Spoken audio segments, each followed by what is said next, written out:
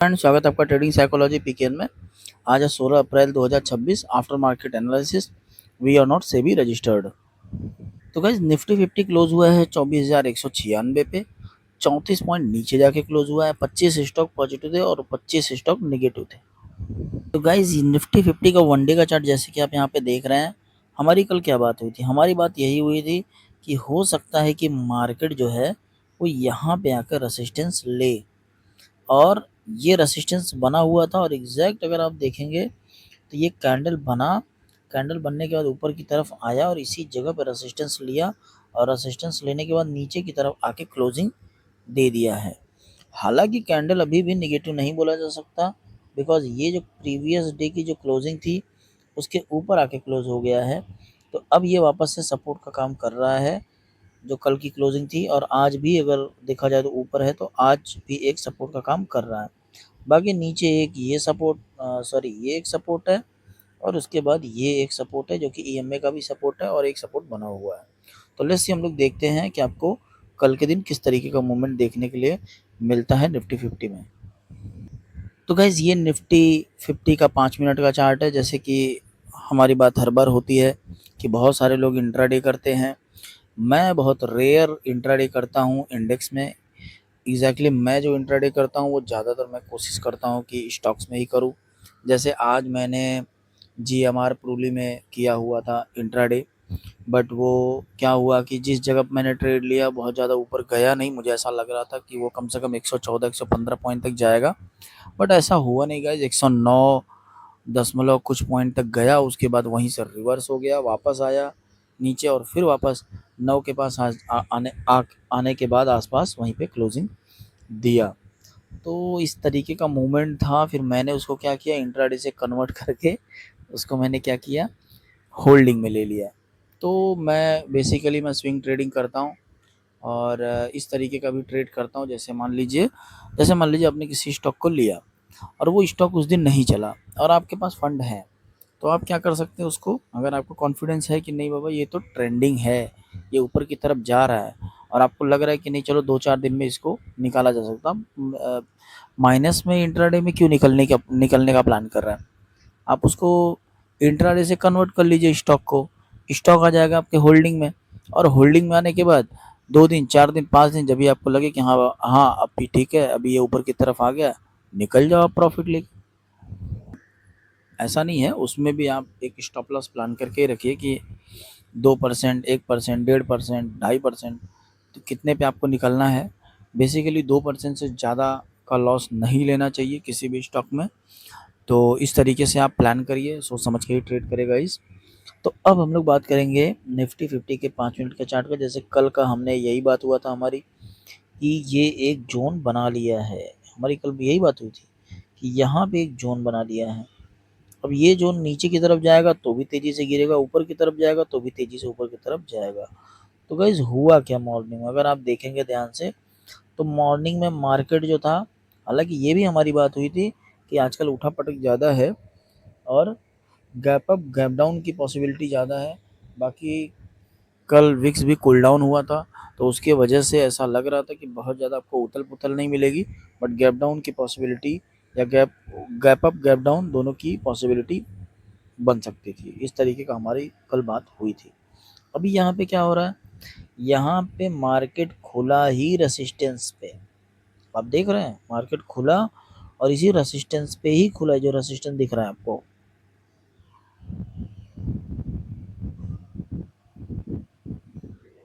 Okay, तो guys यहाँ पे ये रेसिस्टेंस पे खुला, और अगर आप देखेंगे तो पहले कैंडल के बाद अगला एक भी कैंडल ग्रीन नहीं बनाया, और ग्रीन ना बनाने के साथ साथ पहले कैंडल ने नीचे ब्रेकडाउन किया।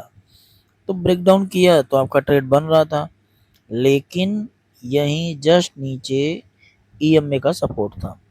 फिर भी वो ईएमए के नीचे तक तो आया, वापस ईएमए पे सपोर्ट लेके फिर ऊपर की तरफ गया, और ऊपर की तरफ जाने के बाद अगर आप ध्यान से देखेंगे तो वापस ऊपर नहीं गया, और फिर इस वाले कैंडल का जो लो था उसको ब्रेक डाउन कर दिया।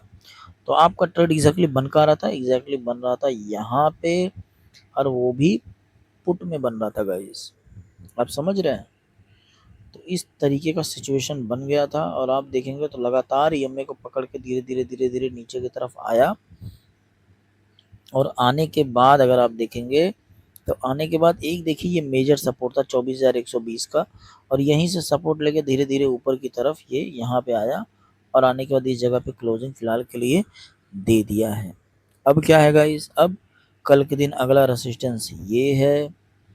अगर मान लीजिए यहीं पे खुल के धीरे धीरे ऊपर की तरफ जाता है तो यहाँ तक आने की पॉसिबिलिटी है और अगर मार्केट यहीं कहीं खुल जाता है, यहीं कहीं खुल जाता है तो वापस से ये गैप भरने की कोशिश करेगा जैसे आज के दिन इसने गैप भरने की कोशिश किया है मार्केट में। तो यहाँ पे खुलेगा तो आप जब तक ये ऊपर के रेसिस्टेंस को तोड़ के यहाँ पे कहीं सस्टेन ना कर जाए, इस जगह पे सस्टेन करने के बाद ऊपर गया तो आप ऊपर का ट्रेड लीजिए। अदरवाइज अगर यहीं पे कहीं पे रेसिस्टेंस ले लिया और धीरे धीरे धीरे धीरे करके नीचे की तरफ आना चालू हुआ तो आपका ट्रेड पुट में बन सकता है और एक आपका जो स्टॉप लॉस होगा वो भी बहुत छोटा होगा। अगर यहाँ पे रेसिस्टेंस लेके नीचे की तरफ आए तो स्टॉप लॉस बहुत छोटा होगा और यहाँ तक का टारगेट आपका बनेगा। ये बड़ा अच्छा मूवमेंट यहाँ पे बना सकते हैं गाइस, तो काफ़ी अच्छा खासा मूवमेंट बन सकता है। और नीचे की तरफ की पॉसिबिलिटी भी देख लेते चलिए। नीचे की तरफ क्या है, नीचे की तरफ एक तो यही सपोर्ट है। अगर मान लीजिए यहाँ कहीं खुल जाता है, ठीक है, यहाँ कहीं खुल जाता है और इसको ब्रेक डाउन कर देता है, ब्रेक डाउन करने के बाद यहाँ पे कहीं पर से ब्रेक डाउन किया, लोअर लो लगाया तो आपका अगला सपोर्ट क्या है, अगला सपोर्ट ये है। तो इस तरीके का मूवमेंट आप बना सकते हैं। तो लेट्स सी हम लोग देखते हैं कि आपको कल के दिन किस तरीके का मूवमेंट देखने के लिए मिलता है। कभी भी आप लॉस उतना ही लें जितना आप झेल सके। जैसे मान लीजिए किसी का हिम्मत है कि भाई मैं आज के दिन 200 300 500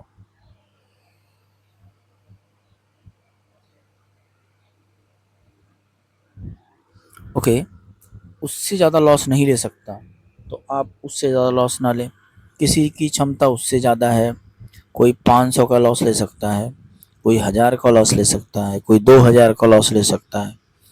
तो depend upon person to person है, आप कितना लॉस ले सकते हैं, कितनी क्वांटिटी आप लिए हुए हैं, उसी हिसाब से आप सोच समझ के ही ट्रेड करें।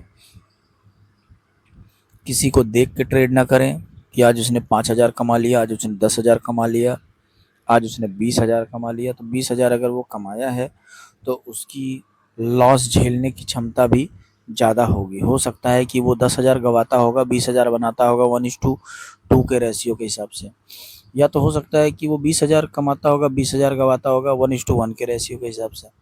तो depend upon person to person है। तो कोई बड़ा अगर कमा रहा है तो वो बड़ा लॉस भी कर रहा होगा, इसलिए आप उनके प्रॉफिट पे ना जाएं गाइस। कभी भी ट्रेड करें तो आप अपने क्षमता के अनुसार, अपने डिसिप्लिन के अनुसार और अपने प्लान के अनुसार ही काम करें और सोच समझ के ही ट्रेड करें। बिकॉज इंट्राडे में ज़्यादा मैक्सिमम लोगों का सिर्फ और सिर्फ लॉस होता है।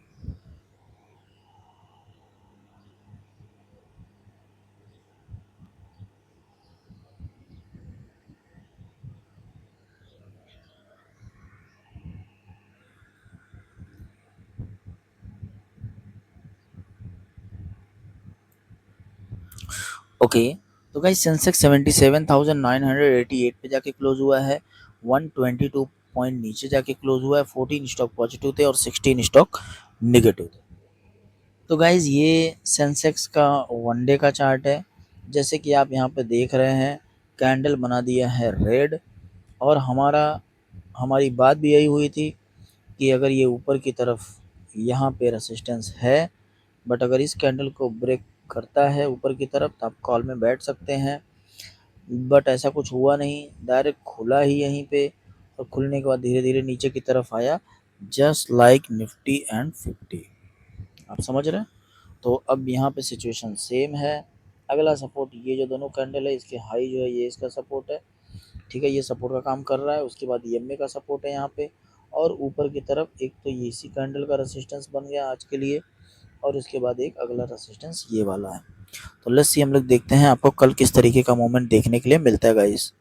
निफ्टी बैंक 56,086 पे जाके क्लोज हुआ है, 215 पॉइंट नीचे जाके क्लोज हुआ है। 6 स्टॉक पॉजिटिव थे और 8 स्टॉक नेगेटिव थे। गाइस ये निफ्टी बैंक का वनडे का चार्ट है, जैसे कि आप यहाँ पे देख रहे हैं।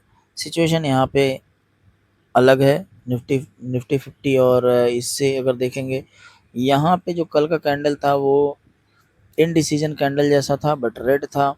आज भी क्या हुआ, आज जो कल वाला जो कैंडल का जो हाई था उसी हाई के आसपास आया और वहीं पे रेसिस्टेंस ले लिया और रेसिस्टेंस लेके वापस तेजी से नीचे की तरफ आया है। और नीचे की तरफ आया तो अगर आप ध्यान से देखेंगे तो ये जो कैंडल था इसका जो हाई था इसको अभी भी नीचे ब्रेक नहीं किया है। तो आप बहुत ज़्यादा पैनिक होने की ज़रूरत नहीं है, बट अगर इसके नीचे आता है तो अगला सपोर्ट गाइस ये वाला है बैंक निफ्टी में। तो लेट्स सी, हम लोग देखते हैं आपको किस तरीके का मूवमेंट कल के दिन देखने के लिए मिलता है। तो गाइज इंडिया विक्स 18.09 पे जाके क्लोज हुआ है, 3% नीचे जाके क्लोज हुआ। तो आपको वॉलेटिलिटी भी धीरे धीरे घटती हुई देखने को मिल रही है, but gap up gap down ये सिचुएशन बना हुआ है, इसलिए आप सोच समझ के ही ट्रेड करें और ज़्यादातर कोशिश करें कि आप कैरी फॉरवर्ड ना करें ट्रेड को। गिफ्ट निफ्टी 24,171 पे फिलहाल के लिए ट्रेड कर रहा है। 175 पॉइंट नीचे दिखा रहा है, लेकिन आज की जो क्लोजिंग थी उसके उसमें और इसमें ज़्यादा फ़र्क नहीं है, लगभग सेम पे ही ट्रेड कर रहा है।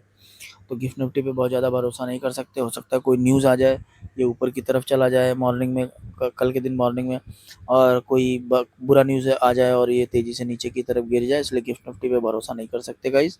आप अपनी एनालिसिस रखिए और इसी हिसाब से ट्रेड करिए। तो गाइस अभी भी एफ और डी का डेटा नहीं आया हुआ है, वो मैं बाद में डाल दूंगा। तो अभी देखते हैं, अभी कभी भी आप ट्रेड करें सोच समझ के ही ट्रेड करें और अपने फाइनेंशियल एडवाइजर से ज़रूर पूछें।